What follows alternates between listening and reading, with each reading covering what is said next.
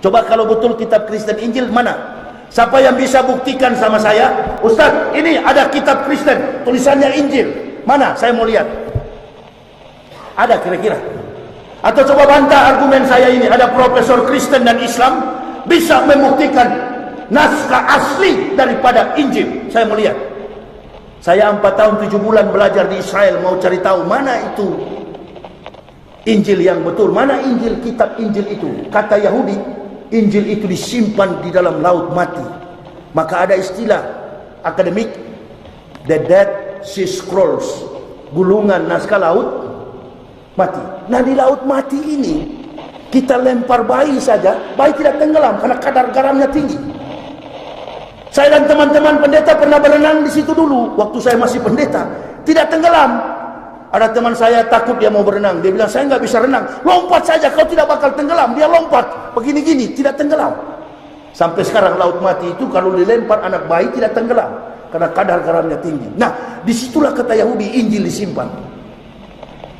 Bagaimana Injil disimpan di bawah, orang mau menyelam pun nggak bisa di situ. Maka orang-orang modern sekarang dengan mudah melacak misalnya dari buku edisi kritis Perjanjian Baru Nestor Aland, yang setiap kali ada penemuan terbaru dia selalu memunculkan di dalam Kritikus Apparatus dari teks-teks yang mungkin ada varian-varian yang berbeda itu, dan nyatanya Perjanjian Baru tidak berubah secara substansial dari isinya. Dikritisi, obok-obok, tetapi Perjanjian Baru terbukti bahwa dia memang buku yang diilhamkan Allah dan itu benar adanya.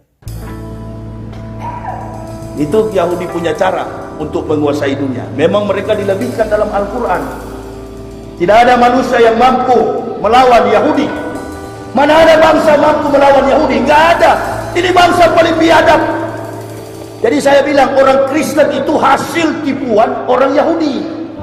Yahudi mendirikan agama Kristen, agama Yahudi bukan Kristen. Agama Yahudi adalah Yudaisme, kitab yang mereka pegang bukan Taurat, Talmud.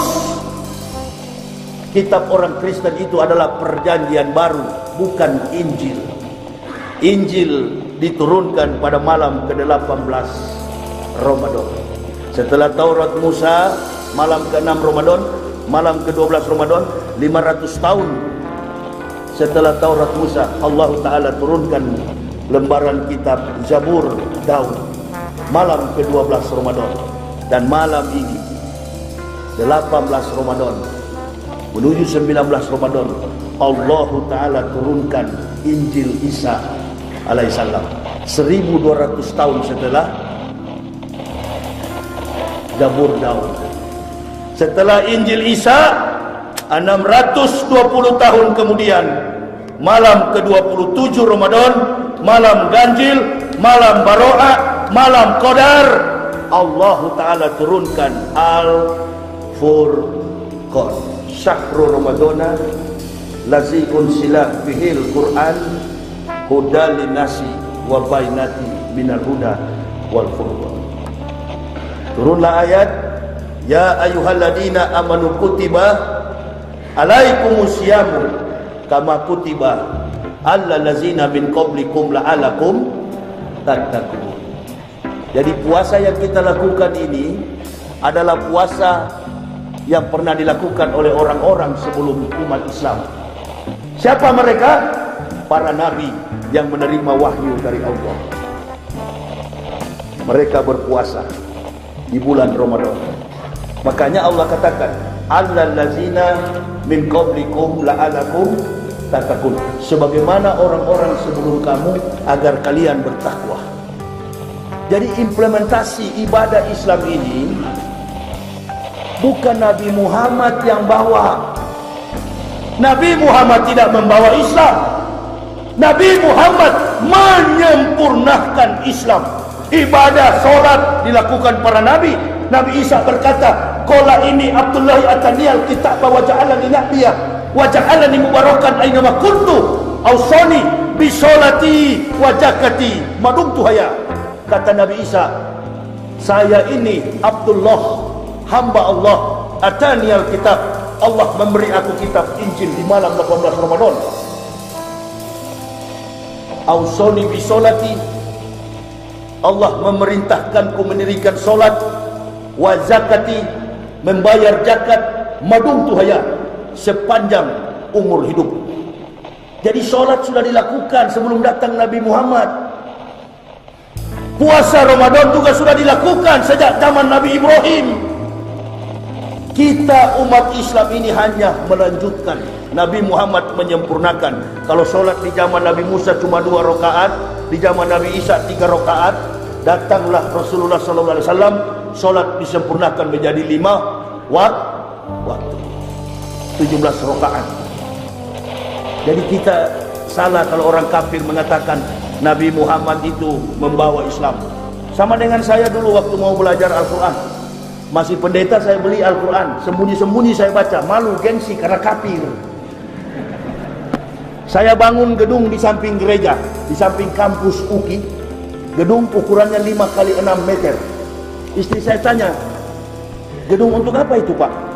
Saya tiap pagi jam 10 berjumpa dengan Yesus Kristus di gedung itu. Saya bohongin saya punya istri itu. Lah kau tidak usah banyak tanya di situ.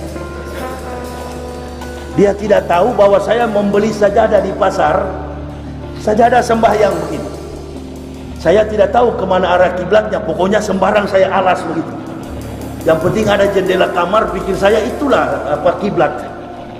Jadi saya beli sajadah, saya baca-baca Al-Quran di situ. Akhirnya saya menemukan surat At-Tagabun.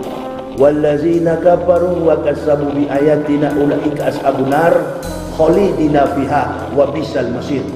Dan orang-orang kafir yang mendustakan ayat-ayat kami tempatkan mereka ke dalam neraka jahanam. Itulah seburuk-buruk tempat kembali. Hah? Muhammad tahu? Saya pikir itu Al-Quran Nabi Muhammad yang buat. Jadi saya kaget baca Al-Quran. Muhammad tahu kelakuannya para pendeta yang suka memalsu-malsukan ayat-ayat kitab, bukan Injil. Tadi saya sudah bilang Injil itu sudah turun. Inilah Injil. Coba berhenti pakai kata Injil. Kalau kita menyebut di depan orang Kristen kitabmu Injil, wow, kepala pendeta itu besar sekali. Kitab orang Kristen dalam percakapan dialog tiap hari itu bilang saja kitabnya itu Perjanjian Baru. Coba kalau betul kitab Kristen Injil mana? Siapa yang bisa buktikan sama saya? Ustaz, ini ada kitab Kristen, tulisannya Injil. Mana? Saya mau lihat. Ada kira-kira? Atau coba bantah argumen saya ini, ada profesor Kristen dan Islam bisa membuktikan naskah asli daripada Injil. Saya melihat. Saya 4 tahun 7 bulan belajar di Israel, mau cari tahu mana itu Injil yang betul, mana Injil, kitab Injil itu. Kata Yahudi, Injil itu disimpan di dalam laut mati. Maka ada istilah akademik, the Dead Sea Scrolls, gulungan naskah laut mati. Nah di laut mati ini kita lempar bayi saja, bayi tidak tenggelam karena kadar garamnya tinggi. Saya dan teman-teman pendeta pernah berenang di situ dulu waktu saya masih pendeta, tidak tenggelam. Ada teman saya takut, dia mau berenang, dia bilang saya nggak bisa renang, lompat saja kau tidak bakal tenggelam. Dia lompat begini-gini tidak tenggelam. Sampai sekarang laut mati itu kalau dilempar anak bayi tidak tenggelam karena kadar garamnya tinggi. Nah disitulah kata Yahudi Injil disimpan. Bagaimana Injil disimpan di bawah, orang mau menyelam pun nggak bisa di situ. Ini yang saya bilang, kasihan orang Kristen itu. Sudahlah, kalau kau sudah tahu begini, menyerah sajalah. Sekarang orang menduga mungkin dipalsukan, itu sudah tidak mungkin lagi. Ini adalah terbitan dari Codex Vaticanus. Itu dalam cetakan modern. Codex ini ditemukan di abad ke-19 sebelumnya, dan banyak naskah-naskah yang sejaman, misalnya Codex Sinaiticus, Codex Alexandrinus, Codex Byzantium. Lalu bahkan sebelum kodeks itu kita memiliki naskah yang lebih tua lagi, awal abad kedua, bahkan akhir abad pertama. Misalnya Papyrus 52 yang disimpan di John Ryland Library, itu berisi sebagian dari Injil Yohanes. P66, Papirus 66 itu disimpan di Jenewa. Dan itu dengan mudah dapat diakses sekarang ini. Dan demi pertanggungjawaban ilmiah terhadap firman Tuhan yang tidak boleh berubah, maka orang-orang modern sekarang dengan mudah melacak misalnya dari buku edisi kritis Perjanjian Baru Nestor Aland, yang setiap kali ada penemuan terbaru dia selalu memunculkan di dalam Kritikus Apparatus dari teks-teks yang mungkin ada varian-varian yang berbeda itu, dan nyatanya Perjanjian Baru tidak berubah secara substansial dari isinya, dikritisi, obok-obok, tetapi Perjanjian Baru terbukti bahwa dia memang buku yang diilhamkan Allah dan itu benar adanya. Tentu kita tidak bisa memahami perspektif Kristen tentang wahyu ini dari agama Islam. Nah, sebagaimana tadi saya katakan bahwa ketika teks Perjanjian Baru sendiri atau kitab Alkitab pada umumnya tidak cocok dengan asumsi-asumsi teologis yang mereka bangun tentang nubuat kedatangan Muhammad, maka menuduh pemalsuan. Lalu mereka-reka biasanya bahwa kemungkinan kata ini aslinya Periklitos, dan di dalam naskah berbahasa Syriak itu kemungkinan adalah yang benar itu menuju kepada atau merujuk kepada kata Muhammadah, dan dengan demikian Muhammadah itu sejalan dengan kata Muhammad atau Ahmad di dalam bahasa Arab yang artinya terpuji. Tapi mana naskahnya? Di tahun berapa naskah itu disimpan di mana? Sama sekali hanya asumsi dan tuduhan sepanjang masa yang sangat panjang.